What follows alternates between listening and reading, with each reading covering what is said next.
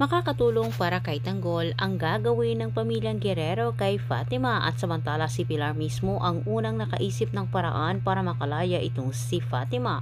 Walang balak itong si Chucky na pakawalan itong si Fatima sapagkat batid nito malaking balakid itong si Fatima sa kanilang pagtakbo, lalo na marami umano itong nalaman tungkol sa kanilang pagkatao. Ngunit hindi naman sumang-ayon itong si Pilar at Gustavo, lalo na itong si Roberto na pananatilihin umano ni Miguelito at Chucky itong si Fatima sa kanilang mansyon.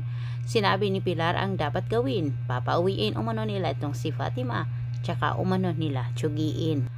Parang nabunutan ng malaking tinik sa nilalamunan nitong si Fatima nang papakawala na siya ni Chucky, ngunit ang dalaga ay wala siyang kamalay-malay na may isang malaking trahedya ang mangyayari sa kanyang pamilya. Samantala sa kabilang banda, sa gitna ng lamay ni David ay ituturo ng mga nitanggol itong si Miguelito kay Rigor na ito manong tumapos sa buhay ni David. Ngunit sa kasamang palad, hindi naniniwala itong si Rigor.